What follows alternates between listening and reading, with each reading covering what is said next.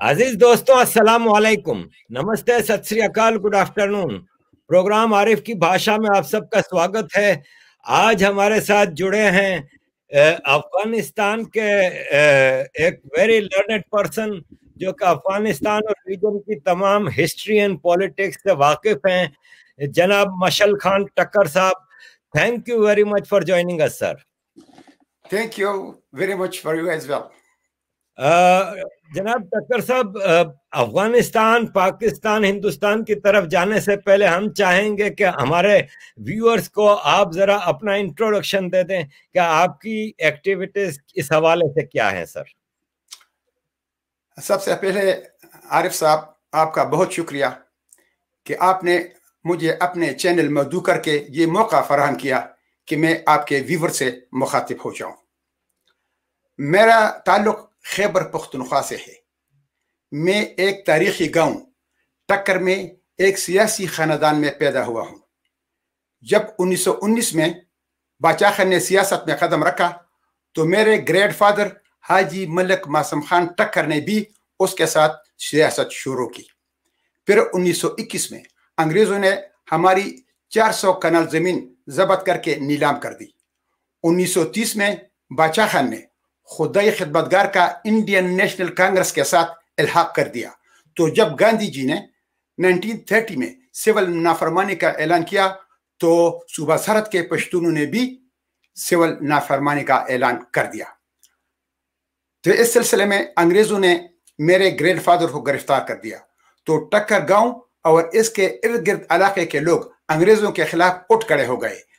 अंग्रेज आर्मी और मकामी लोगों के दरमियान 28 मई 1930 को एक खूनरेज जंग हुई, जिसमें बहुत सारे लोग शहीद और जख्मी हो गए। फिर अंग्रेजों ने हमारा घर जलाकर राख कर दिया। तो मैंने, आरिफ भाई, उस घर में आंखें खोली है। मैंने इलेक्ट्रिकल इंजीनियरिंग में एमएससी किया है। मैंने 2009 में पाकिस्तान से अलहदगी का ऐलान एक टेलीविजन इंटरव्यू में किया और अपने आबा अजदा का असली मुल्क अफगानिस्तान से शामिल होने के लिए पाकिस्तान के पश्तूनों को दावत दी। मैं ग्रेट अफगानिस्तान मूवमेंट गाम का फाउंडर हूं, जिसका एक पॉइंट एजेंडा है दरिया सिंध से लेकर आमू दरिया तक ग्रेटर अफगानिस्तान बनाना। ये मेरी मामूली सी इंट्रोडक्शन थी। सर, हम चूंकि आप अफगानिस्तान से भी बिलोंग करते हैं, आपके लिए आपका मुल्क अफगानिस्तान और केपी के पाकिस्तान के जो पख्तून एरियाज हैं, जो बलूचिस्तान में हैं, केपी के में हैं, उन सब को तो मैं अफगानिस्तान से शुरू करूंगा कि 1979 में, जिसको के वेस्ट और पाकिस्तान कहते हैं, कि अफगानिस्तान में इन्वेजन था सोवियत का। आप क्या समझते हैं कि ये इन्वेजन था या अफगान प्रेसिडेंट बाबरक कारमल की इनविटेशन पे आए थे? अरे भाई, आपने जो सवाल किया, क्योंकि उसका ताल्लुक तारीख से है, तो मैं तारीख के हवाले से इस पर बात करूंगा। तो इस वजह से आपको मुझे थोड़ा सा वक्त देना पड़ेगा। आप फ्रीली बात कीजिएगा, हमारे लोगों को इस इलाके की सारी चीजें हमें जाननी है sir. Okay. People's democratic party Afghanistan की बुनियाद 1 जनवरी 1965 में रखी गई, जो 1967 में 2 हिस्सों में बंट गई। एक का नाम खल्क पार्टी और दूसरे हिस्से का नाम परचम पार्टी हो गया। खल्क पार्टी का रहनुमा नूर मोहम्मद तरक्की और परचम पार्टी का रहनुमा बाबरक कारमल हो गया। फिर 27 अप्रैल 1978 में अफगानिस्तान में इनकलाब आया, जो सोर इनकलाब के नाम से याद किया जाता है। इसमें खल्क और परचम दोनों पार्टीज इख्तिदार में शामिल हो गए। नूर मोहम्मद तरक्की अफगानिस्तान का सदर और वजीर आजम बन गया, बाबरक कारमल डिप्टी वजीर आजम और हाफिजुल्लाह अमीन वजीर खारजा। लेकिन बहुत जल्द दोनों पार्टीज में इख्तिलाफात पैदा हो गए, तो बाबरक कारमल को चेकोस्लोवाकिया में अफगानिस्तान का सफीर मुकर्रर किया गया। ये वो वक्त था कि कोल्ड वॉर की वजह से दुनिया 2 कैंप में बढ़ गई थी, कैपिटलिस्ट ब्लॉक और सोशलिस्ट ब्लॉक। कैपिटलिस्ट ब्लॉक को अमेरिका लीड कर रहा था और सोशलिस्ट ब्लॉक को सोवियत यूनियन लीड कर रहा था। लेकिन अफगानिस्तान में इनकलाब या कूदता सोशलिस्ट नजरिए के हामी लोगों के हाथ में थी। तो सोवियत यूनियन का इनकलाब को सपोर्ट करना और अमेरिका और उसके इत्तेहादियों का उसका मुखालिफत करना एक फितरी अमल था। उधर पाकिस्तान डे वन से ये कोशिश कर रहा है कि किस तरह अफगानिस्तान को तबाह और बर्बाद किया जाए, ताकि ड्यूरन लैंड से लेकर दरिया सिंध तक अफगानिस्तान की जो जमीन पर पाकिस्तान ने कब्जा किया है वो जमीन अफगानिस्तान पाकिस्तान से वापस न ले। अफगानिस्तान में इनकलाब के बाद अमेरिका, पाकिस्तान और मुस्लिम वर्ल्ड से अफगानिस्तान में मुदाखलत शुरू हो गई, तो अफगानिस्तान में इनकलाब को खतरे का सामना करना पड़ा। हेरात में लोग इनकलाब के खिलाफ खड़े हो गए। उस वक्त नूर मोहम्मद तरक्की मास्को चला गया और सोवियत पोलिट ब्यूरो से अफगानिस्तान में सोवियत आर्मी के भेजने की रिक्वेस्ट की, लेकिन उन्होंने कहा कि हम अफगानिस्तान को अच्छा असलहा देंगे, एडवाइजर देंगे और एक्सपर्ट्स भेजेंगे, लेकिन आर्मी नहीं भेज सकते।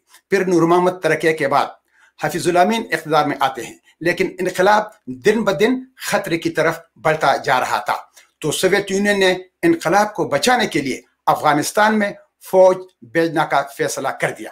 लेकिन जब सोवियत पोलिट ब्यूरो अफगानिस्तान में फौज भेजने का फैसला कर रहे थे, तो उस वक्त तक बब्बर कार्मल को एतमाद में नहीं लिया गया था।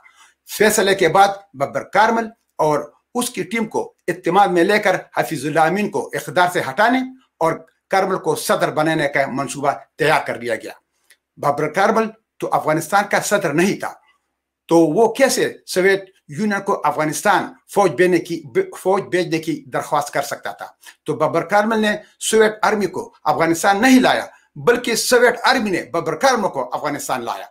और जब सोवियत आर्मी अफगानिस्तान से वापस चली गई, तो उस वक्त सोवियत यूनियन के वजीर खारिजा एडवर्ड शेवरनादजे ने अफगान कौम से माफी भी मांग ली थी कि अफगानिस्तान आर्मी भेजकर हमने बहुत गलती की थी। सर, इसी दौरान पाकिस्तान की तरफ से जो मुजाहिदीन के नाम से भेजे गए थे, बुरहानुद्दीन रब्बानी, हिकमत यार गुलबदीन, अहमद शाह मसूद, अब्दुल रशीद दोस्तम, ये हमारी तरफ से मुजाहिदीन का नाम दिया गया था। अमेरिका ने भी इनको मुजाहिदीन कहा था, इवन व्हाइट हाउस में इनका वेलकम हुआ था। आप as an Afghan, as a Pakhtun, उनको हीरो देखते हैं कि टेररिस्ट देखते हैं? हकीकत ऐसी है कि जनरल नसीरुल्लाह बाबर ने एक जर्नलिस्ट फरहाद अली खावर को एक इंटरव्यू दिया है, जिसमें उसने कहा कि 1973 में मुझे पाकिस्तान के वजीर आज़म जुल्फ़िकार अली भुट्टो ने बुलाया और मुझे कहा कि year 1993 is around the corner और ड्यूरन लाइन मुआहदे की 100 साल पूरे हो रहे हैं, तो अफगानिस्तान ड्यूरन लाइन से लेकर दरिया सिंध तक अपनी जमीन की डिमांड करेंगे, तो अफगानिस्तान में आग लगना चाहिए।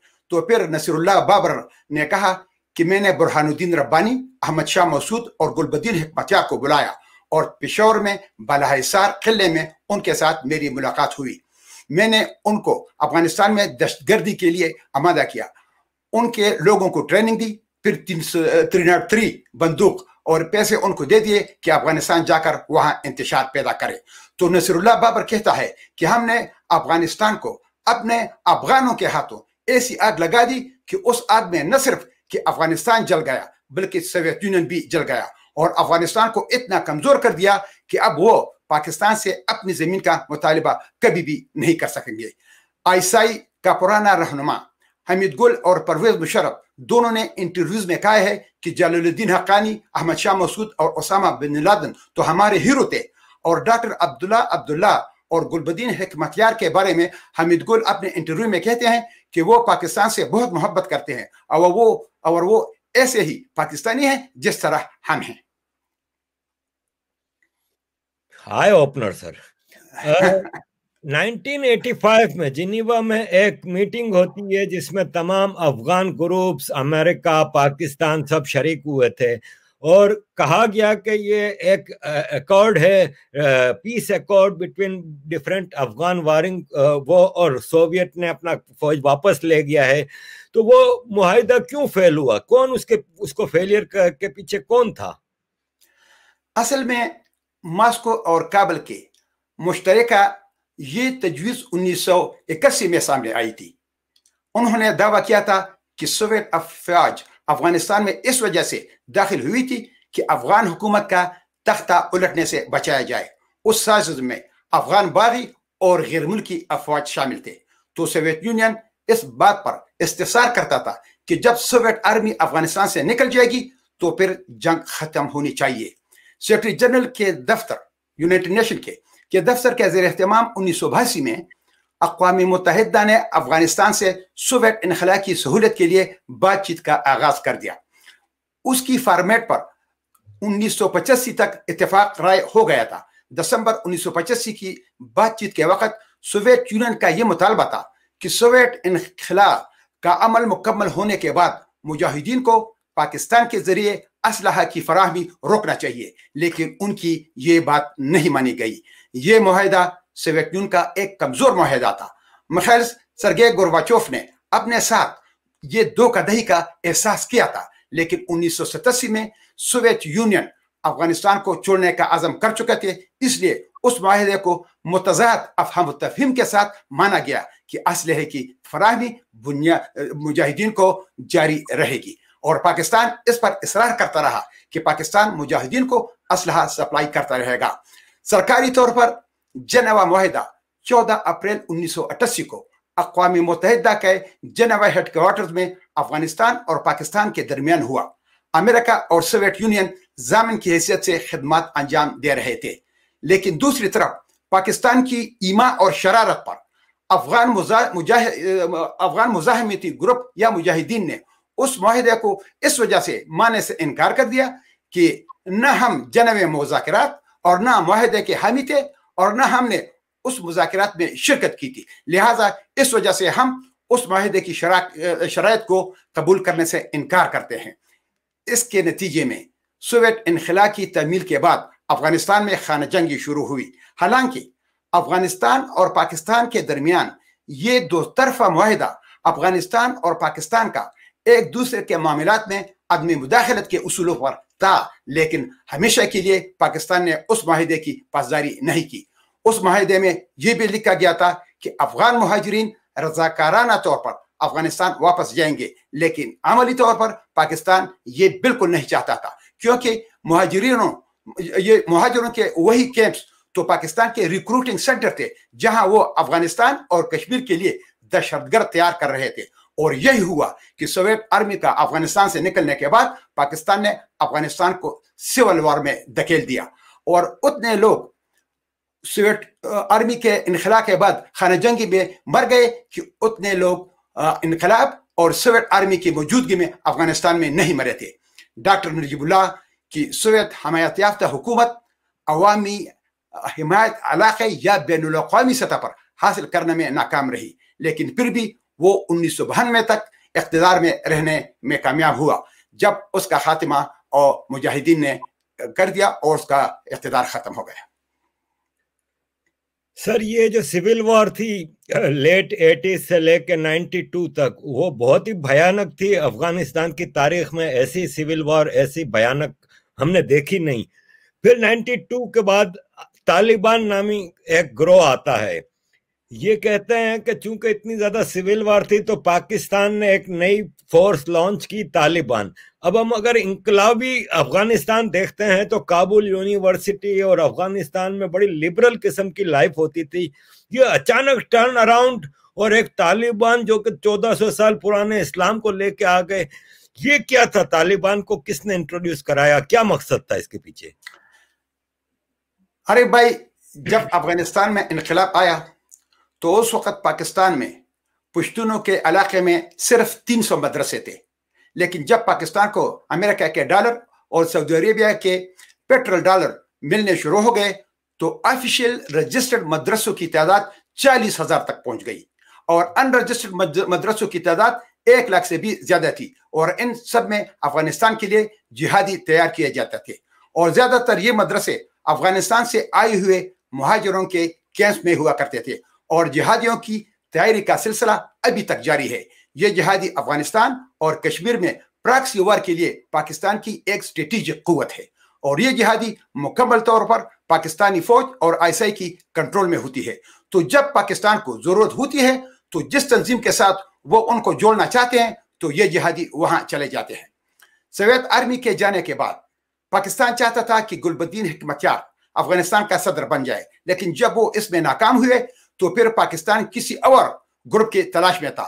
وہی گروپ ان کو طالبان کی شکل میں مل گئی۔ حالانکہ طالبانوں کہ یہ گروپ کندہار میں وار لارڈز کے ظلم اور بربریت اور بد اخلاقی کی وجہ سے وجود میں آیا تھا، اور پھر پاکستان نے ان کو اپنے سینے سے لگانا شروع کر دیا۔ جب طالبان کا یہ گروپ وجود میں آیا تو پاکستان میں ایک ٹی وی اینکر اور جرنلسٹ حامد میر نے ان کے خلاف اخبار میں ایک آرٹیکل لکھا۔ تو حامد میر کہتا ہے کہ مجھے بے نظیر بھٹو نے بلایا کہ طالبان بہت اچھے لوگ ہیں، ان کے بارے میں ایسا مت لکھے، یہ ہماری ایک اسٹریٹجک قوت ہے۔ اور ایک دفعہ جنرل نصیر بابر نے کہا تھا کہ طالبان میرے لڑکے ہیں، دے آر مائی بوائز۔ ستمبر 1994 میں پاکستانی سروے کاروں اور آئی کے افسران نے سڑک کا سروے کرنے کے لیے پاکستانی سرحد پر چمن سے ہرات جانے والی سڑک کا بغور جائزہ لیا۔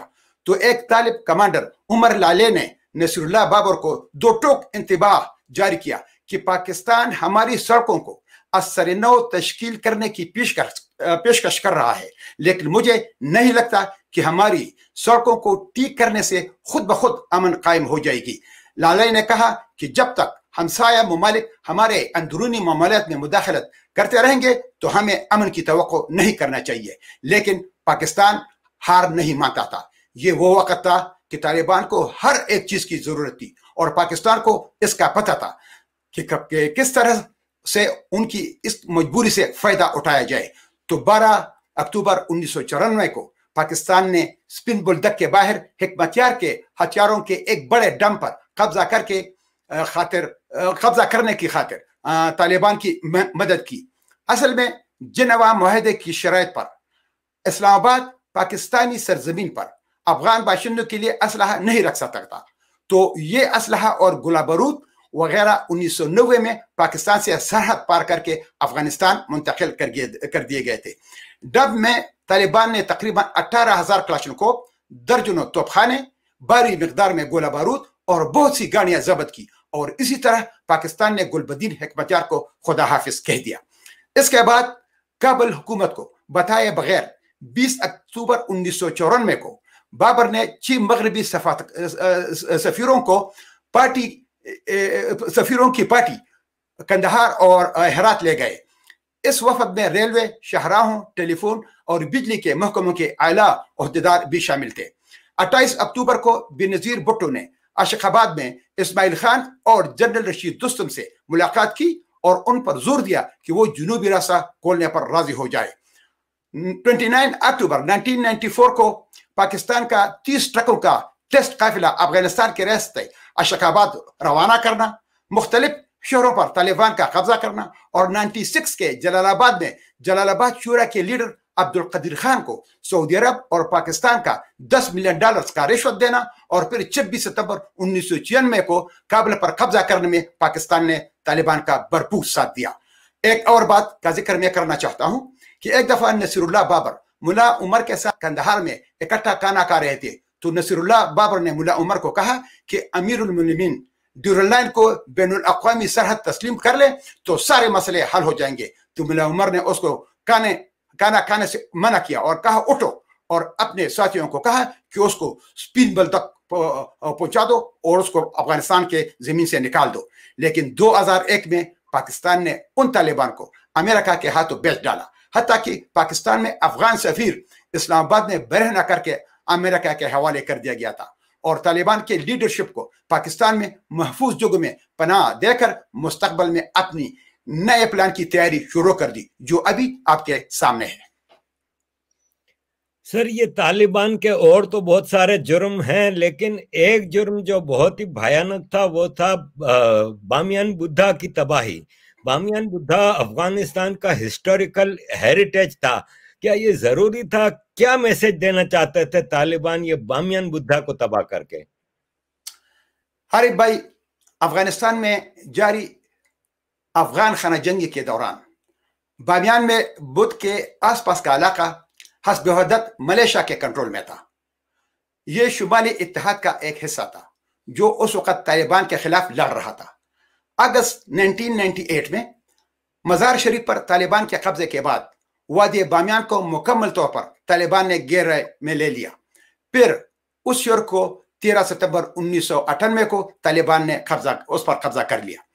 اس علاقے کے چاروں طرف सरगर्म तालिबान कमांडर अब्दुल वहीद ने वादी को लेने से पहले ही बुत को उड़ा देने के अपने इरादे का ऐलान किया था, लेकिन मुकामी गवर्नर की तरफ से और मुल्ला उमर का बराह रास्त हुक्म से उन्हें रोक दिया गया। जुलाई 1999 में मुल्ला उमर ने बामियान बुत के मुजस्सिमों के तहफ़्फ़ुज़ के हक़ में एक हुक्मनामी जारी किया। उन्होंने मजीद कहा, हुकूमत बामियान के मुजस्सिमों को बैनुल अक़वामी ज़ायरीन से अफगानिस्तान के लिए मुमकिन तौर पर आमदनी का एक अहम जरिया समझती है। तालिबान का कहना है कि बामियान के बुत तबाह नहीं होंगे बल्कि महफूज रहेंगे, लेकिन अचानक तालिबान ने इन मुजस्सिमों को खत्म करने का ऐलान 27 फरवरी 2001 को किया, जिससे बैनुल अक़वामी एहतजाज की लहर दौड़ गई। यूनेस्को के डायरेक्टर जनरल कुचेरो मत्सोरा के मुताबिक तंजीम इस्लामी कॉन्फ्रेंस OIC के 54 मेंबर ममालिक के सफीरों का इजलास हुआ। तमाम OIC रियासतों बशमूल पाकिस्तान, सऊदी अरेबिया और मुत्तहिदा अरब इमारात, 3 ममालिक जिन्होंने सरकारी तौर पर तालिबान की हुकूमत को तस्लीम किया था, यादगारों को बचाने के लिए एहतजाज में इस एहतजाज में शामिल हुए। सऊदी अरब और मुत्तहिदा इमारात ने बाद में इस तबाही को वहशी करार देते हुए मजम्मत की थी। अगरचे हिंदुस्तान ने कभी भी अफगानिस्तान में तालिबान हुकूमत को तस्लीम नहीं किया था, लेकिन फिर भी नई दिल्ली ने तमाम नमूने हिंदुस्तान में मुंतकिल करने का इंतजाम करने की पेशकश की, जहां उन्हें महफूज तरीके से रखा जाएगा और तमाम इंसानियत के लिए महफूज रखा जाएगा। लेकिन तालिबान ने उस पेशकश को मुस्तरद कर दिया। तालिबान के रहनुमा अब्दुलसलाम ज़ईफ के मुताबिक यूनेस्को ने तालिबान हुकूमत को मुजव्वज़ा तबाही पर एतराज़ करते हुए 34 खतूत अरसाल किए थे। ज़ाहिर शाह जो उस वक़्त रोम में थे, उसने भी तालिबान की इस फैसले की सख्त मुखालिफत की थी।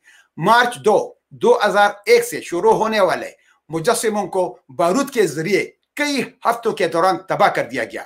एक इंटरव्यू के दौरान तालिबान के आला रहनुमा मुल्ला उमर ने मुजस्सिमों को तबाह करने के अपने हुक्म की वजाहत कुछ इस तरह की है। वो कहता है कि मैं बामियान बुत को ख़त्म नहीं करना चाहता था। दरहकीकत कुछ गैर मुल्की मेरे पास आए और कहा कि वो बामियान बुत की, जिसको बारिश की वजह से थोड़ा सा नुकसान पहुंचा था, उसकी हम मुरम्मत करते हैं। उसने मुझे तो मुल्ला उमर कहता है कि उससे मुझे हैरत हुई। मैंने सोचा इन लापरवाह लोगों को हजारों जिंदा अफगान जो भूख से मर रहे हैं कोई परवाह नहीं, लेकिन वो बुत जैसे गैर जानदार चीजों के बारे में इस कदर फिक्रमंद है कि ये इंतहाई अफसोसनाक था। इसीलिए मैंने उनको तबाह करने का हुक्म दे दिया। अगर वो इंसानियत काम के लिए आते तो कभी बुत को हम तबाह और बर्बाद करने का हुक्म नहीं देते थे। अप्रैल 2002 में अफगानिस्तान के रहनुमा हामिद करजई ने इस तबाही को कौमी अलमिया करार दिया और बुत के दोबारा तमीर नौ का वादा किया।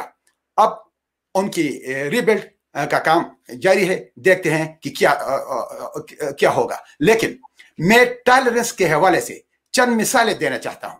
अमेरिका में किसी ने यहूदियों के मकबरे में कब्रों को नुकसान पहुंचाया तो मुस्लिम कम्युनिटी ने $55,000 इकट्ठा करके उनकी रिपेयर की।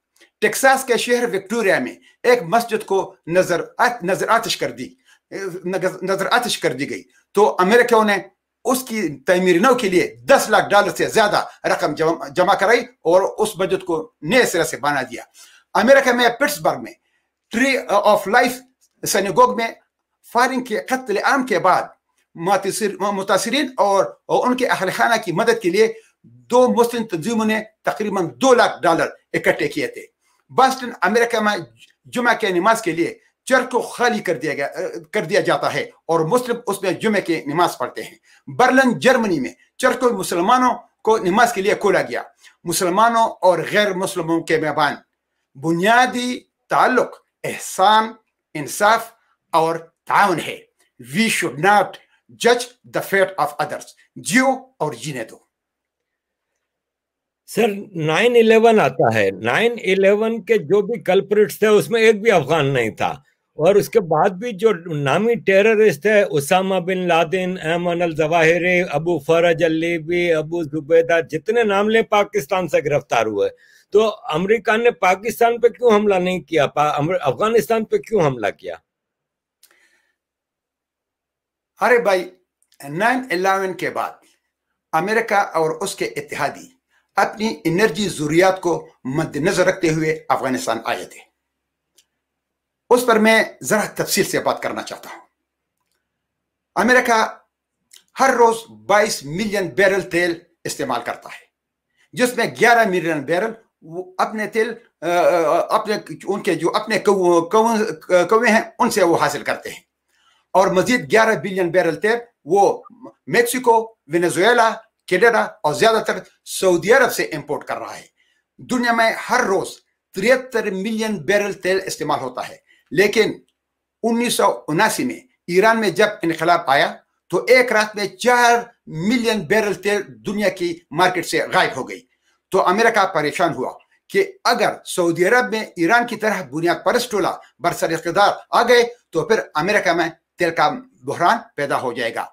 इसके अलावा वक्त गुजरने के साथ साथ तेल के पैदावार में 15% कमी वाक़या हो जाएगी। तो बिल क्लिंटन के एनर्जी सेक्रेटरी बिल रिचर्डसन ने कहा कि हमें सऊदी अरब का अल्टरनेटिव पैदा करना चाहिए। तो सेंट्रल एशिया और कैस्पियन सी में गैस और तेल के जबरदस्त जखीरे मौजूद है, उस पर दुनिया की नजर पड़ी, लेकिन यह सारा इलाका लैंडलॉक है। तो यहां से गैस और तेल पाइपलाइंस के जरिए बंदरगाह तक ले जाने की जरूरत पड़ी, क्योंकि यह रास्ता तकरीबन 1000 माइल है।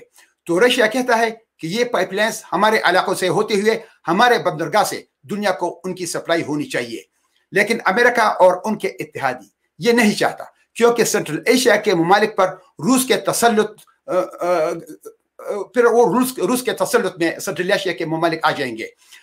चाइना कहता है कि कजाक आयल क्सियांगसी के यगोर के मुसलमानों के इलाके से होते हुए शंघाई सी पोर्ट से दुनिया को ये तेल एंड गैस की सप्लाई की जानी चाहिए, लेकिन वो भी अमेरिका को मंजूर नहीं। तीसरा रास्ता ईरान के बंदरगाह है, लेकिन अमेरिका और ईरान के ताल्लुकात भी अच्छे नहीं है।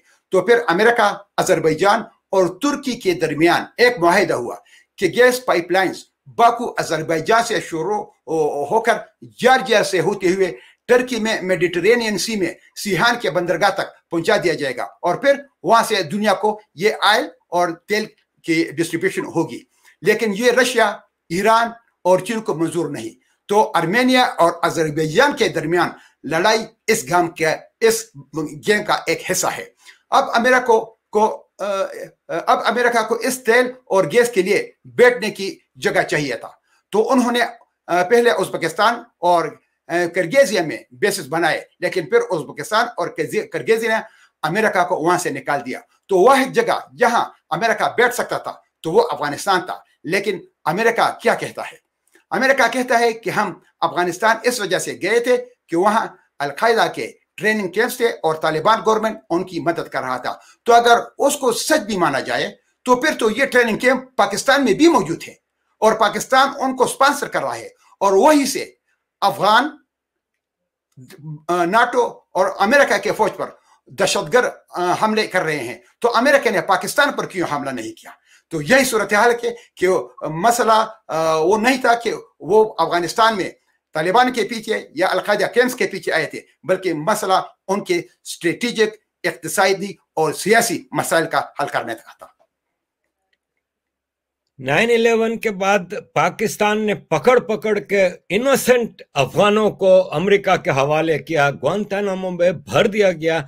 उसमें टेररिस्टों को अपने मुल्क में पनाह दी थी, जो चेचन थे, जो अरब थे, जो उज़्बेक थे, जो टेररिस्ट सारे पाले हुए थे, उनको अपने यहाँ पनाह दी हुई थी, सेफ रखा था। लेकिन जो इनोसेंट तालिबान थे, उनको इनोसेंट अफगान थे जो पख्तून थे, पाकिस्तान से भी और अफगानिस्तान से भी, उनको पकड़ पकड़ के डॉलरों के बदले में अमेरिका के हवाले किया।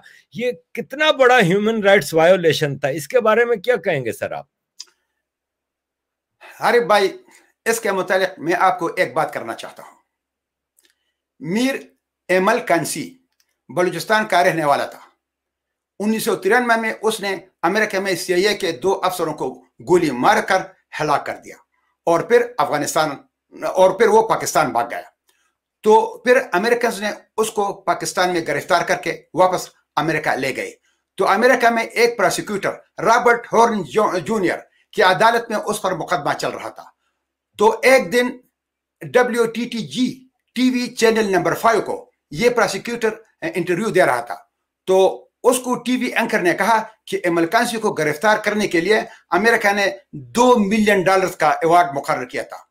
तो उस प्रोसिक्यूटर रॉबर्ट होरेन जूनियर ने उसको कहा कि पाकिस्तानी तो ऐसी बेगैरत कौम है जो चंद डॉलर्स के अवर अपनी मां को भी बेचते हैं। लेकिन मैं एक बात की वजाहत करना चाहता हूं, पाकिस्तान पंजाब है और पंजाब पाकिस्तान है, जबकि पंजाब ने पश्तून, बलोच और सिंधियों को यरगबान बना रखा है। तो पाकिस्तान से मेरा मतलब पंजाब है। ये मैं इस बात की वजाहत करना चाहता हूं। आरिफ भाई, आप इस बात पर जरा गौर करें कि जनरल परवेज मुशर्रफ, जो Pakistan chief of army staff और पाकिस्तान का सदर रह चुका है, उसने अपनी किताब in the line of fire में भी यही बात लिखा है कि हम लोगों को गिरफ्तार करके अमेरिका के हवाले कर देते हैं और अमेरिका हमें इसके पैसे दे देते। तो जिस कौम का दुनिया में ये रेपुटेशन हो कि वो चंद डॉलरों के अवज अपनी मां को भी बेचते हैं, तो उस मुल्क से आप क्या गिला कर सकते हैं कि वो अफगानिस्तान और पाकिस्तान के पश्तूनों को अमेरिका के हाथों बेचते थे। बाकी रही ह्यूमन राइट्स वायलेशन की बात, तो पाकिस्तान में जो कुछ हो रहा है, तो क्या ह्यूमन राइट्स ऑर्गेनाइजेशन को इसका पता नहीं? इसी वजह से इन इंटरनेशनल ह्यूमन राइट्स ऑर्गेनाइजेशन की क्रेडिबिलिटी पर सवालिया निशान आता है। सर, पाकिस्तान के पश्तून की कौम की हम अगर बात करें, जो कि खास तौर पे केपीके और फाटा में मोस्ट डिप्राइव्ड नेशन है, ये इनके लिए ना कोई तरक्की है, ना स्कूल्स हैं, ना कोई वहाँ पे है। हालांकि सुना है कि आपके फाटा में नेचुरल रिसोर्सेज के अंबार लगे हैं जो पाकिस्तान आर्मी एक्सप्लॉइट करती है। पख्तूनों को पूरी दुनिया में एज ए टेररिस्ट ब्रांड बना के पेश किया जाता है। पाकिस्तान में अगर कहीं ट्रेनिंग होती है तो उसमें टेररिस्ट का जो मुजस्मा लगाया जाता है उसको पख्तून लिबास पहनाया जाता है। दुनिया को ये रजिस्टर करा दिया गया है कि पख्तून आर टेररिस्ट, जबकि मर भी पख्तून रहा है। इसके ऊपर आप क्या कहेंगे सर? अरे भाई, ये फिर एक तारीखी सवाल है, तो मैं तारीख के हवाले से इस पे बात करूंगा। जब 17वीं सदी में अंग्रेज हिंदुस्तान आ गए और हिंदुस्तान में अपनी पोजीशन मजबूत कर दी, तो हिंदुस्तान का जोग्राफिया कुछ ऐसा है कि जिसके तीनों तरफ समंदर है और शुमाल मगरब में सगलाख पहाड़ों का एक सिलसिला है जिसमें 3 दर्रे हैं। उस एक दर्रे कुरम, दर्रे बुलान और दर्रे खैबर हैं। तो तारीख में जितने भी हिंदुस्तान पर बैरूनी हमला और ने जो हमले किए हैं, तो वो इन दरों से होते हुए उन्होंने किए हैं। तो 17वीं सदी में उस वक्त 2 इस्तेमारी ताकत थे, एक रशिया और दूसरी बरतानवी इस्तेमार। तो अंग्रेजों के साथ डर था कि ऐसा ना हो कि रूस अफगानिस्तान से होते हुए इन दर्रों के रास्ते हिंदुस्तान पर हमला करे और अफगानिस्तान और हिंदुस्तान में अंग्रेजों के मफादात खतरे में पड़ जाएं। तो अपनी तसल्लुत को कायम करने के लिए अंग्रेजों ने अफगानिस्तान पर 2 जंग इम्पोज कर दिया, लेकिन पश्तूनों ने उनके साथ जो सलूक किया तो तारीख के औराक में महफूज है। तो फिर अंग्रेजों ने सोचा कि हम अफगानिस्तान पर हमला करते हैं, उनको वक्ती तौर पर फतह भी करते हैं, लेकिन फिर पश्तून उठकर हमें वहां से भगा देते हैं।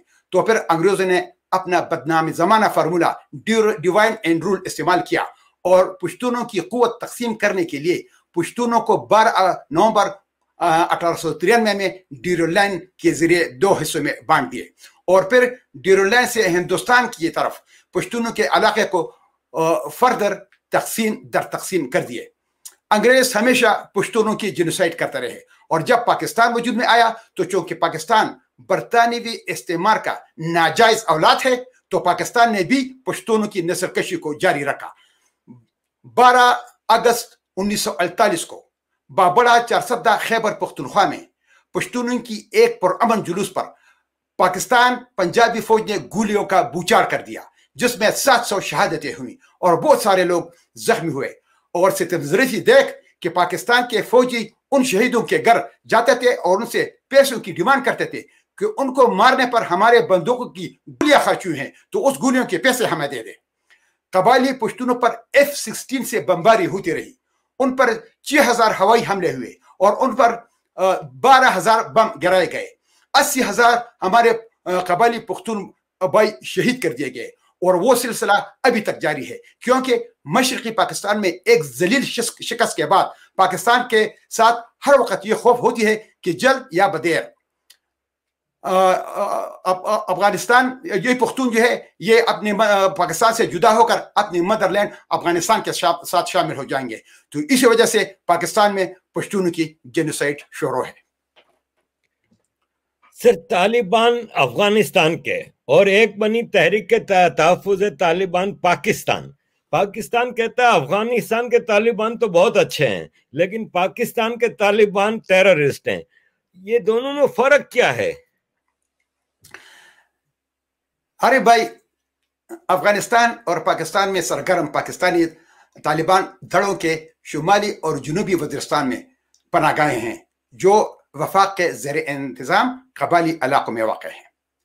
جب 2001 میں امریکہ نے افغانستان پر حملہ کیا تو بہت سارے القاعدہ، ازبک، چچن اور افغان پاکستان کے قبائلی علاقے میں چلے گئے اور پاکستان نے ان کو سینے سے لگا لیا. لیکن جب پاکستان پر بیرونی دنیا کا دباؤ آ گیا تو پاکستان آرمی نے 2002 میں ان کے خلاف کارروائی شروع کی. لیکن اس وقت تک القاعدہ نے مقامی لوگوں میں بہت کام کیا تھا، تو عام لوگوں کی القاعدہ سے تعلقات پیدا ہوئے تھے. تو جب پاکستان نے القاعدہ کے خلاف ظاہراً کارروائی شروع کی تو اس کے رد عمل میں عام لوگ، قبائلی جو ہمارے بھائی ہیں، پاکستان آرمی کے خلاف ہو گئے. لیکن اس وقت وہ مختلف گروپوں میں تقسیم تھے. آخر دسمبر 2007 میں 13 گروپس اکٹھا ہو کر تحریک طالبان پاکستان TTP کی بنیاد رکھی گئی اور بیت اللہ مسعود کو اپنا لیڈر چنا. تحریک طالبان پاکستان نے القاعدہ سے نظریاتی رہنمائی حاصل کی ہے اور القاعدہ کے ساتھ روابط برقرار رکھے ہوئے ہیں. TTP کے بہت سے رہنما افغانستان میں لڑائی کے سابق جنگجو تھے جنہوں نے نیٹو کی زیر قیادت بین الاقوامی سلامتی امدادی force, international security assistance force کے خلاف لڑائی کی تھی. لیکن پاکستان نے TTP میں بھی اپنی پینیٹریشن شروع کر دی اور باجوڑ ایجنسی میں مولوی فقیر محمد کی سربراہی میں ایک دڑا طالبان سے جدا کر دیا جو پاکستان کی حمایت کر رہا تھا. اسی طرح وزیرستان میں مقیم پاکستانی طالبان رہنما حافظ گل بہادر اور مولوی نذیر TTP کی پاکستان سیکورٹی فورس کے خلاف جنگ لڑنے کی پالیسیوں کو منظور نہیں کرتے تھے. 25 اگست 2008 کو پاکستان نے اس گروپ پر پابندی عائد کر دی. دسمبر 2008 کے آخر میں اور جنوری 2009 کے اوائل میں ملا عمر نے ملا عبداللہ ذاکر کو اس کی سربراہی میں ایک وفد بھیجا تاکہ TTP کے ممبران کے اختلافات کو دور کرنے اور افغانستان میں امریکی موجودگی کا مقابلہ کرنے میں افغان طالبان کی مدد کرنے پر راضی کرے.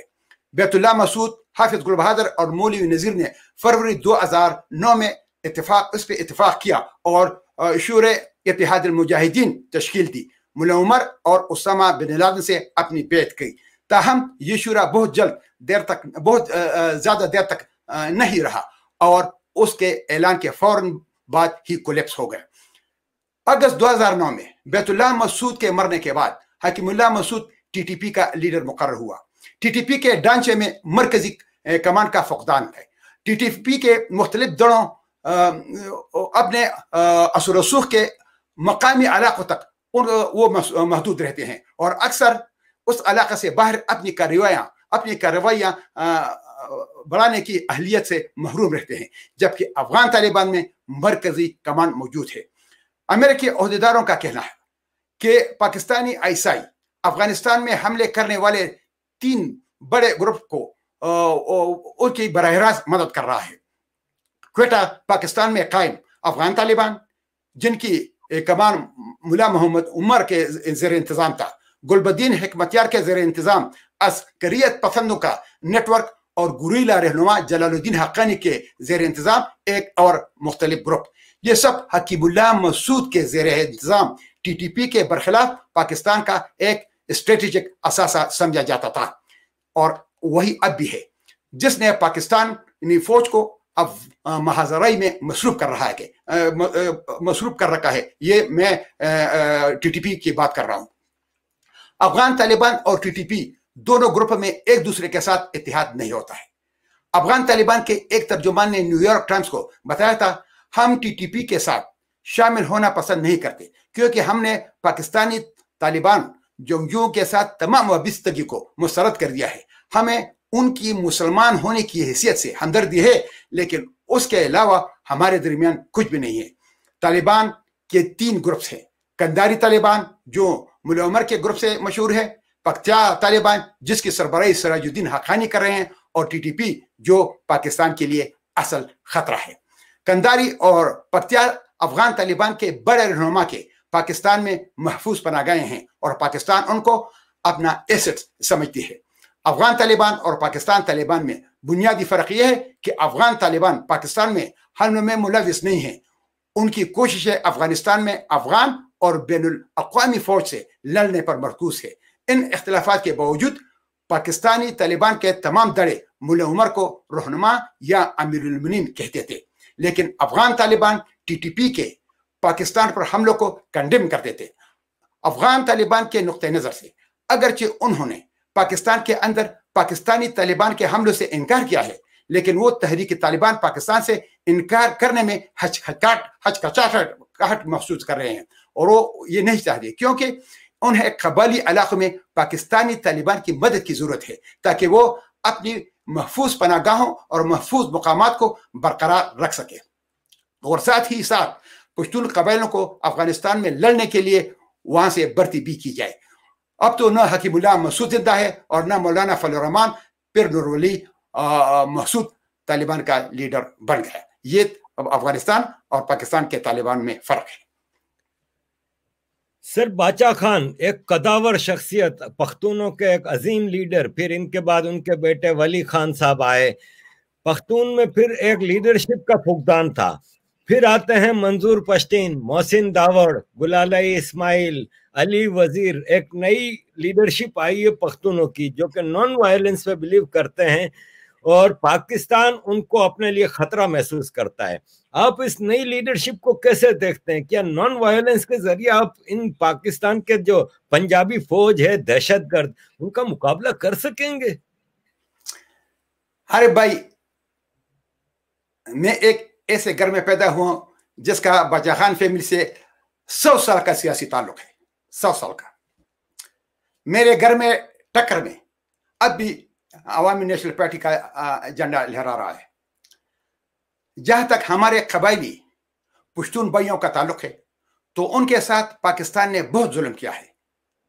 بیچارے سالوں سال اپنے گھروں سے بے دخل ہو کر گرمیوں میں خیموں میں اپنے چھوٹے چھوٹے بچوں کے ساتھ زندگی گزار رہے ہیں۔ نہ تعلیم، نہ اسپتال، نہ زندگی کے دوسرے ضروریات ان کو مہیا ہے۔ لیکن کراچی میں نقیب اللہ مسعود کو شہید کرنے کے بعد محسود تحفظ موومنٹ کی بنیاد رکھی گئی کہ نقیب اللہ مسعود کو انصاف ملنا چاہیے۔ بعد میں محسود تحفظ موومنٹ پشتون تحفظ موومنٹ پی ٹی ایم میں تبدیل ہو گیا۔ لیکن میں یہاں ایک تاریخی بات کرنا چاہتا ہوں۔ خان عبدالغفار خان جو باچا خان کے نام سے بھی مشہور ہے، اس نے 88 سال پشتونوں کو عدم تشدد کے نام پر سرخ ٹوپیاں پہنا دی۔ بلوچستان میں ایک اور پشتون لیڈر عبدالصمد خان اچکزئی نے 26 اکتوبر 1956 میں لاہور میں جسٹس شبیر احمد کی عدالت میں کہا تھا کہ ہم پاکستان کے قانون کے تحت پاکستان میں پشتونوں کا حق مانگ رہے ہیں، تو پاکستان بننے سے پہلے ہم پشتون انگریزوں کے غلام تھے، اور پاکستان بننے کے بعد ہم انگریزوں کے ناجائز اولاد پاکستان کے غلام بن گئے۔ ہماری غلامی میں کوئی فرق نہیں آیا۔ اب پی ٹی ایم والے کہتے ہیں کہ ہم عدم تشدد کے ذریعے پاکستان کے قانون کے مطابق پشتونوں کی حق کے لیے جدوجہد کریں گے۔ تو پی ٹی ایم والوں نے باچا خان اور سلمان خان دونوں کی ٹوپیاں سر پر رکھ کر پاکستان میں پشتونوں کے غلامی کے لیے جدوجہد کر رہے ہیں۔ ہماری تنظیم گریٹ افغانستان موومنٹ گام اس کا ایک ہی ایجنڈا ہے کہ دریا سندھ سے لے کر دریا آمو تک اپنی آباء و اجداد کا اصلی وطن گریٹ افغانستان کو بنانا ہے۔ ہم پاکستان سے آزادی چاہتے ہیں، لہٰذا میں مستقبل میں پی ٹی ایم کے وجود میں پاکستان میں پشتونوں کی غلامی کا تسلسل دیکھ رہا ہوں۔ بعض لوگ مجھ سے پوچھتے ہیں کہ ٹکر صاحب، پاکستان میں پی ٹی ایم والے آپ کی طرح بے بانگ دہل گریٹر افغانستان کا نعرہ نہیں لگا سکتے، تو میں ان کو ایک بات بتانا چاہتا ہوں۔ پاکستان ایک حرامی ملک ہے، اور یہ ضلالت ان کو انگریزوں سے وراثت میں ملی ہے۔ पाकिस्तान में दो सियासी पार्टियां पश्तून नेशनल सियासत करते हैं, एक बाचाखन के फैमिली के अवामी नेशनल पार्टी और दूसरी बलूचिस्तान में समद खान फैमिली के पश्तूनख्वा मिली अवामी पार्टी। और पाकिस्तान की फौज और आईएसआई उन दोनों पार्टियों के साथ अलहदा ताल्लुक रखता है ताकि कहीं ये दोनों पार्टी इकट्ठा न हो जाए और पश्तूनों की ताकत मजबूत न हो जाए। और ये दोनों पार्टी पाकिस्तान के कानून के तहत पाकिस्तान में सियासत करते हैं। लेकिन जब पीटीएम मैदान में आ गया तो अब पख्तूनों की ताकत 3 हिस्सों में बढ़ गई और पीटीएम को जो भी लोग दूसरी सियासी पार्टियों से आते हैं तो वो या तो अवामी नेशनल पार्टी से आते हैं और या पश्तूनख्वा मिली अवामी पार्टी से आते हैं। मसलन मोहसिन दाऊद अवामी नेशनल पार्टी से आया है, तो पीटीएम के आने से पश्तूनों की ताकत 2 की जगह 3 हिस्सों में तकसीम हो गई, जिससे पख्तूनों की ताकत बहुत कमजोर पड़ गई। और यही पाकिस्तान चाहता है कि पख्तून एक प्लेटफॉर्म पर जमा न हो जाए। सर, आपने अपना मकसद बताया कि आपका मकसद है अफगानिस्तान के पख्तूनों को यूनिफिकेशन, और जो पूरा पख्तून एरिया है वो एक कंट्री ड्यूरेंट लाइन खत्म करना आपका मकसद है। आप देखते हैं कि ड्यूरेंट लाइन खत्म होगी इन लोगों के होते हुए। अब मैं जिनीवा जाता हूँ यूनाइटेड नेशंस के इजलास में, तो वहां पे जब ये पीटीएम वाले आते हैं तो इनका जब प्रोटेस्ट होता है तो वो कहते हैं, मंजूर पश्तीन ने कहा है कि अफगानिस्तान का झंडा नहीं चाहिए, हमें काले झंडे लगाओ, खाली अफगानिस्तान का झंडा नहीं चाहिए।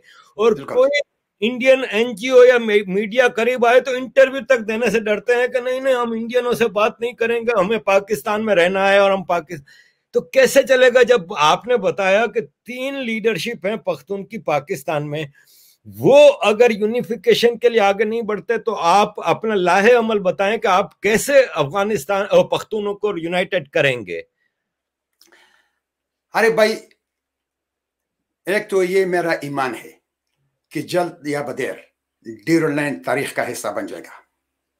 अब पश्तून जाग उठे हैं, खासकर पाकिस्तान में नौजवान पश्तून नस्ल अब समझ गए हैं और अब उनको इस बात का एहसास हो गया है कि पाकिस्तान में वो हमेशा पंजाब की गुलामी में जिंदगी गुजारेंगे, क्योंकि पाकिस्तान के पार्लियामेंट में 55% सीट्स वो सिर्फ पंजाब के हैं। तो अगर बाकी सारे 3 सूबे इकट्ठे भी हो जाए तो फिर भी उनका मुकाबला नहीं कर सकते। अफगानिस्तान में भी अफगान जवान नस्ल अब इस बात पर तुले हुए हैं कि अब वक्त आ गया है कि हम ड्यूरेंट लाइन से लेकर दरिया सिंध तक अपनी जमीन पाकिस्तान से लेकर रहेंगे और पाकिस्तान में अपने पश्तून बॉय से मिलकर ग्रेटर अफगानिस्तान बनाएंगे। अरे भाई, जहां तक इस बात का ताल्लुक है तो मैं आपको एक अहम बात बताना चाहता हूं। अब पख्तूनख्वा में इन 3 कॉन्फ्रेंस लीडरों ने अपने पख्तूनों को यरगमाल बना रखा है, लेकिन जब क्योंकि मैंने 17 नवंबर 2019 को पाकिस्तान के खिलाफ ऐलान जंग किया था और मैं 2019 को अफगानिस्तान पहुंचा और उसके तीसरे दिन मैंने जाना था कंदहार, वहां का लोगों को इकट्ठा करके अपनी बात को आगे बढ़ाना था। पाकिस्तान पर हमले की बात मैं कर रहा हूं। तो उस वक्त आप अंदाजा लगाए, महमूद खान अचकज़ई को, जो पश्तूनख्वा मिली अवामी पार्टी का लीडर है, उसको पाकिस्तान ने अफगानिस्तान भेजा कि आप मशाल खान टक्कर को या अफगानिस्तान से निकाले और या उसको कहे कि वो अपने जो पाकिस्तान पर हमले का उसने जो इरादा किया है ये इरादा वो तर्क कर दे। तो मैं जिस होटल में ठहरा हुआ था तो महमूद खान अचकज़ई भी उस होटल में ठहरा हुआ था, सरीना होटल में, इत्तेफाक। अब यह है कि एक दिन इत्तेफाक से मेरे कमरे से बहुत सारे लोग निकल रहे थे तो उसके साथ मेरी मुलाकात हुई, क्योंकि लिफ्ट से बाहर निकला तो उसके साथ मेरी मुलाकात हुई और लोग भी थे। तो उसको फिर मैंने टेलीफोन किया उसके दूसरे दिन कि मैं आपके साथ मिलना चाहता हूं। तो उसने कहा कि अच्छा मैं जरा मसरूफ हूं, जब टाइम मुझे मिल जाए तो आपके साथ मेरी मुलाकात हो जाएगी। वो 1 महीना वहां पर रहा और 1 महीना और मैं 2 महीने 9 दिन उस होटल में रहा, लेकिन उसने मेरे साथ मुलाकात नहीं की, क्योंकि वो डरता था कि मैं पाकिस्तान जाकर अगर उनको कहूं कि मैंने मशाल खान टक्कर से मुलाकात की है तो ये लोग मुझे एतमाद नहीं करेंगे कि क्या भी मशाल खान के साथ ही है। आप अंदाजा लगाए। एक दूसरी बात मैं आपको बता रहा हूं, उसी वक्त पाकिस्तान के फौज के जो स्पोक्समैन था जनरल आसिफ गफूर, उसने इंटरनेशनल मीडिया को इस्लामाबाद में कहा कि मशाल खान टक्कर वो कनाडा से अफगानिस्तान क्यों आया है। अब मेरे पास क्योंकि उसको पता था कि ये पेशावर का पख्तून है, ये अफगानिस्तान वाला पख्तून नहीं है। उसने जो कुछ कहा है वो ये करेगा। इसके अलावा वो एक एजुकेटेड पर्सन है, एक तारीखी घर और एक सियासी घर से ताल्लुक रखता है, उसको हर एक बात का पता है और उसने जो बात कही है वो अफगानिस्तान पर हमला करेगा। आप अंदाजा लगे, जब मैंने लोगों की रजिस्ट्रेशन शुरू की तो 1 घंटा में पाकिस्तान पर हमले के लिए जब मैंने लोगों की रजिस्ट्रेशन शुरू की काबुल में, तो 1 घंटे में 17,000 लोगों ने मुझे अपने शनाख्ती कार्ड भेज दिए। उसमें 1200 लड़कियां भी शामिल थी। तो अफगानिस्तान पर इतना प्रेशर पड़ा कि अफगानिस्तान के जो सिक्योरिटी ऑर्गेनाइजेशन है उन्होंने आकर मुझे हर दूसरे तीसरे दिन आते थे कि भाई आप यहां से निकल जाए, पाकिस्तान का हम पे बहुत ज्यादा प्रेशर है और आपकी जिंदगी खतरे में हो। मैंने कहा मैंने नहीं निकलता, लेकिन उन्होंने मुझे अफगानिस्तान से निकाला। क्यों? क्योंकि अफगानिस्तान की एक भी हुकूमत ये नहीं चाहता है कि अफगानिस्तान ग्रेटर अफगानिस्तान बन जाए, क्योंकि उनको पता है कि पेशोर के पख्तून 58 मिलियन पीपल हैं और अफगानिस्तान में पख्तून 18 से 20 मिलियन है, बाकी मिलाकर तकरीबन 35 मिलियन बन जाते हैं। तो अगर वो सब भी इकट्ठा हो जाए फिर भी पेशोर के पख्तून का मुकाबला नहीं कर सकते। तो उनका साथ ये डर है कि ये जब हमारे साथ शामिल हो जाए तो फिर सदर भी वो होंगे और सब कुछ ये होंगे और हमारा भाई फिर कोई पूछता भी नहीं। तो इसी वजह से बादशाहों से लेकर अफगानिस्तान में कोई भी जो अर्ग में बैठा होता है वो ये नहीं चाहता है कि ग्रेटर अफगानिस्तान बन जाए, क्योंकि हम एक दूसरे से 1834 में अलहदा हुए हैं। 1834 में 185 साल हो गए कि हम एक दूसरे से अलहदा हुए हैं, लेकिन हम आखिर इकट्ठे क्यों नहीं हो रहे हैं? इसी वजह से कि पाकिस्तान के जो मैं उनको सो कॉल्ड कंपरेस लूदी कहता हूं, ये जो बादशाह खान वगैरह जो लोग मैं आपको बता रहा हूं, वो भी ये नहीं चाहते हैं क्या ग्रेटर अफगानिस्तान बन जाए, क्योंकि वो कहता है कि फिर हमारी हैसियत नहीं रह जाएगी और अफगानिस्तान के बादशाह भी नहीं चाहते हैं। लेकिन अब लोग ये चाहेंगे। मैं आपको एक जरूरी बात बताना चाहता हूं कि जब हम रवाना हो जाएंगे अफगानिस्तान से, मैं अपने बात से बिल्कुल इनकार नहीं करता, हम पाकिस्तान पे हमला करेंगे। ग्रेट अफगानिस्तान मूवमेंट का ये एक एजेंडा है कि हमने पाकिस्तान पर हमला करना है, जो भी सूरत हाल हो, जल्द या बदेर। मैं अब थोड़ा सा इंतजार कर रहा हूँ कि क्या हो रहा है, फिर मैं जाऊंगा अफगानिस्तान। ये मैं आपको बताना चाहता हूँ। तो जब हम वहां रवाना होंगे तो ये जो सो कॉल्ड लीडर ने उन पश्तूनों को यरगमाल बना रखा है, फिर वो लोग उनकी बात नहीं सुनेंगे, वो मेरी बात सुनेंगे। और वो हमारे ये उन्होंने मुझे बताया है, उनके सेंट्रल कमेटी के मेंबर ने मुझे बताया है कि टक्कर साहब फिर हम आपको आपके वेलकम के लिए ड्यूरल लाइन पहुंच जाएंगे। तो इसी वजह से पाकिस्तान को फिक्र था कि वो मशाल खान टक्कर कनेर से पाकिस्तान क्यों आए हैं। सर, बलूचिस्तान के लोग आज़ादी मांग रहे हैं, सिंधु देश भी आज़ादी मांग रहे हैं। मेरी बलूचिस्तान के लोगों से जो आज़ादी के जो लीडर हैं, मरी कबीले से हैं, बुकटी कबीले से हैं, मेरी उनसे बातचीत होती है। तो मैंने उनसे पूछा कि आपके बलूचिस्तान में आधे लोग तो पख्तून हैं, कोयटा आपका जो कैपिटल है वो तो पूरा पख्तून एरिया है, तो आप क्या करेंगे? तो उन्होंने ये कहा कि पख्तून यहाँ पे सदियों से हैं और इनका हक उनकी जमीन पे है। बलूचिस्तान के जितने हिस्से में वो रहते हैं वो पख्तूनों का एरिया है। हम आजाद होंगे, पख्तूनों को आजाद होना है हमारे साथ, तो हमारे साथ रहें। अफगानिस्तान के साथ मिलना है, अफगानिस्तान के साथ जाएं। पाकिस्तान के साथ रहना है, पाकिस्तान का गुलाम बन के रहें। हम अपने बलोच एरिया की बात करते हैं। तो क्या आप एक कोऑर्डिनेशन देखते हैं इन बलोच लीडर्स के साथ और सिंधी लीडर्स के साथ to get rid of Punjabis? मैं आपको एक बात बताना चाहता हूं आरिफ भाई, अफगान बलोच जो हमारे भाई हैं, मैं उनकी तारीफ 3 तरीके से करता हूं कि अफगानिस्तान में, और मैं पेशावर क्वेटा को महकूम अफगानिस्तान कहता हूं, ऑक्युपाइड अफगानिस्तान। उसमें 3 किस्म के भाई रहते हैं. एक कौमी भाई, अगर मैं पख्तून हूँ, दूसरा पख्तून है, वो मेरा कौमी भाई है. अगर मैं पख्तून हूँ और ताजिक, उज़्बक, हज़ारा, और जो भी है, तो मेरा मिली भाई है. और जो बलूच है तो वो मेरा तारीखी भाई है. आप मेरे बात समझ के, हम पख्तून और बलोच हजारों साल से इकट्ठे साइड बाई साइड रहते हैं. हम हमेशा सर्दियों में, गर्मियों में, आई मीन टू से कि अच्छे हालात में, बुरे हालात में हम इकट्ठे रह चुके हैं. मैं आपको एक और बात तारीखी बता रहा हूं कि जब 1747 में अफगानिस्तान बन रहा था, तो वो जगह जो कंदहार में था, उसमें पश्तून सरदारों के अलावा बलोच सरदार नसीर खान नूरी भी आया था.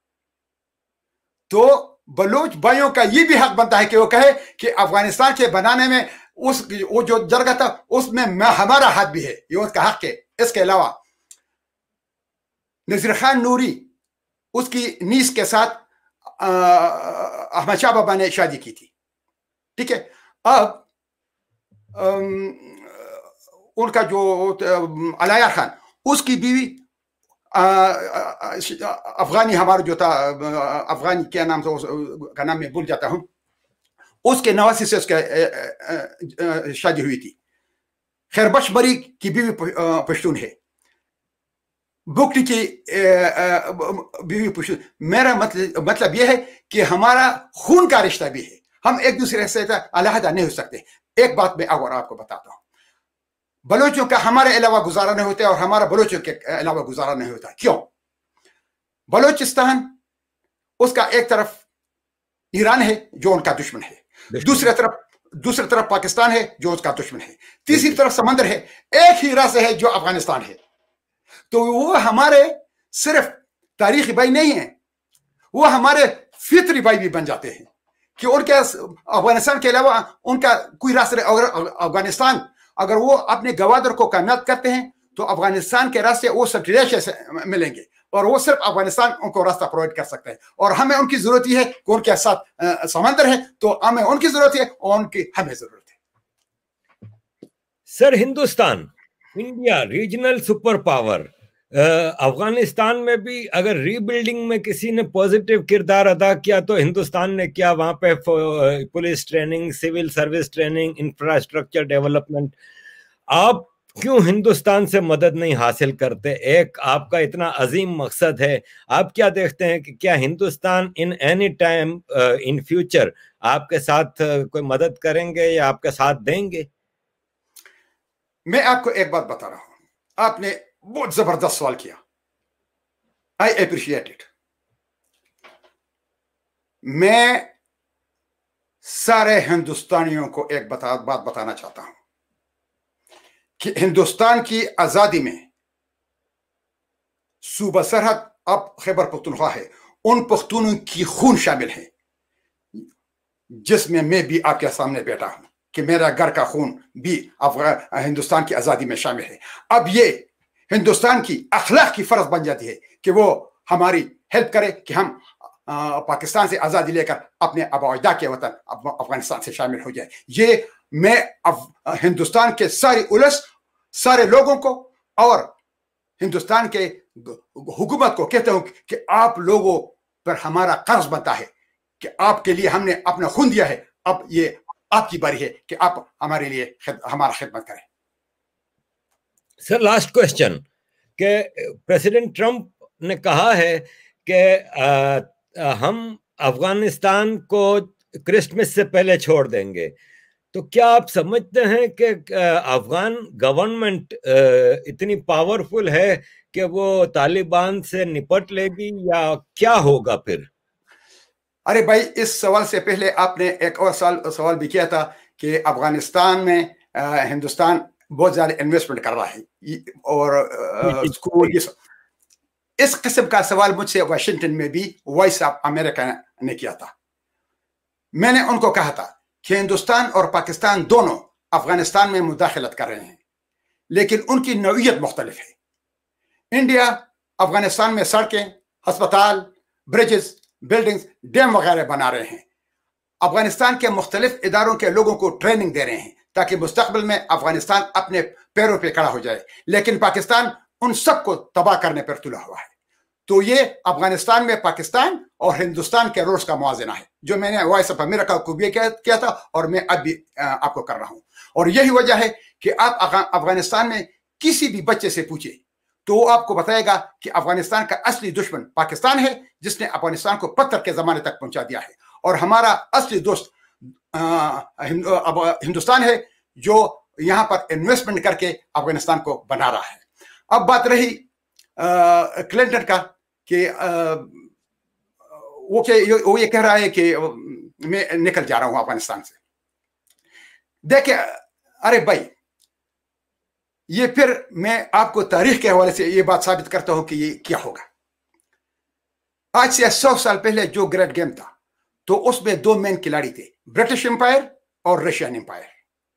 लेकिन 100 साल बाद दूसरा ग्रेट गेम शुरू हुआ है, जिसमें एक ग्रुप में रूस, चीन, पाकिस्तान, ईरान और टर्की शामिल हैं, और दूसरे ग्रुप में अमेरिका और उसके इत्तेहादी, इंडिया और अफगानिस्तान शामिल है। और ये दोनों ग्रुप अपनी इक्तिसादी, सियासी और स्ट्रेटेजिक मामलात में एक दूसरे के साथ बरसरे पेकार हैं। तो अगर अमेरिका अफगानिस्तान से मुकम्मल तौर पर निकल जाता है तो ये अमेरिका अफोर्ड नहीं कर सकता। अगर अमेरिका अफगानिस्तान से अपनी आर्मी निकाल भी देता है तो अफगानिस्तान में चंद बेसिस जरूर रखेंगे। एक सवाल का आपके इस सवाल का दूसरा हिस्सा कि आया अमेरिकन आर्मी के जाने के बाद अफगान तालिबान को हैंडल करेंगे या नहीं। देखिए अरे भाई, अशरफ गनी ने एक दफा इंटरव्यू में कहा था कि अगर अमेरिकन आर्मी अफगानिस्तान से निकल जाए तो चंद महीनों में अफगानिस्तान की हुकूमत कोलैप्स हो जाएगी। अभी चंद रोज पहले अशरफ गनी ने कहा था कि 92% अफगान खत गुर्बत से नीचे जिंदगी गुजार रहे हैं। हकीकत यह है कि अफगानिस्तान में गवर्नमेंट ने अवाम को बहुत मायूस कर दिया है। गुर्बत, बेरोजगारी और बदअमनी इंतहा को पहुंच चुकी है। अवाम अगर तालिबान की फेवर करे या न करे, लेकिन वो मौजूदा हुकूमत को फर्दर बर्दाश्त नहीं कर सकते। इसके अलावा जब अमेरिका को पता चला कि पाकिस्तान ने हमेशा उनके साथ धोखा किया है, ट्रंप ने अपने एक ट्विटर पैगाम में लिखा था कि 9/11 के बाद हमने पाकिस्तान को 33 बिलियन विद बी डॉलर्स दिए हैं, लेकिन पाकिस्तान ने हमेशा हमारे साथ धोखा किया है और हमें झूठ बोला है। तो जनूबी एशिया में अमेरिका अफगानिस्तान को पाकिस्तान का अल्टरनेटिव बनाना चाहता था, और वहां अमेरिका ने 9 बेसिस बना दिए। लेकिन अमेरिका को बहुत जल्द पता लग गया कि अफगानिस्तान की हुकूमत में तो सब चोर बैठे हैं, कोई कुर्सी का चोर है और कोई पैसों का चोर है। किसी को अपने मुल्क और अपने लोगों की फिक्र नहीं है। तो अगर उनको अपने मुल्क और अपने अवाम की फिक्र नहीं है तो वो अमेरिका और उसके मफादात का इस खत्े में क्या हिफाजत करेंगे। तो मैं ये कहता हूं कि अफगानिस्तान ने अमेरिका को पाकिस्तान के जूले में खुद धकेल दिया, और अमेरिका ने पाकिस्तान को फिर हाथ दे दिया। पाकिस्तान ने तालिबान को अमेरिका के साथ मेज पे बैठा दिया।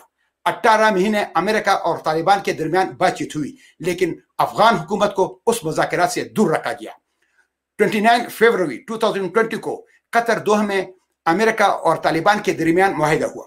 उस तकरीब में 50 ममालिक ने हिस्सा लिया, जिनमें 7 ममालिक के वजीर खारिजा भी थे। अमेरिका ने अफगानिस्तान की हैसियत को दुनिया से मनवा लिया। तो फिर अक़वाम मुत्तहिदा में सिक्योरिटी काउंसिल से भी उसी मुआहिदे की रेटिफिकेशन कर दी। अमेरिका तालिबान के साथ मुआहिदे को अभी तक सपोर्ट कर रहे हैं। अफगानिस्तान का सारा दारोमदार अमेरिका और उनके इत्तेहादियों की मदद की रहम करम पर है। अमेरिका अफगानिस्तान के आर्मी को सालाना $4 बिलियन दे रहे हैं। तो अगर वो अमेरिका बंद कर दे तो क्या अफगान आर्मी सर्वाइव कर सकेगा?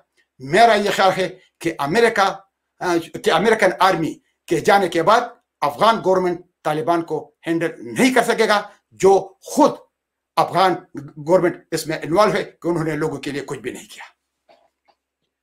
थैंक यू वेरी मच टक्कर साहब, आपने जो हमें आज जो चीजें बताई सच एन आई ओपनिंग चीजें हैं, और मैं समझता हूं कि हमारे व्यूअर्स के लिए ये बहुत ही एक इंफॉर्मेटिव सेशन है। Thank you very much sir for giving us time. Thank you so much for inviting me. Thanks a lot.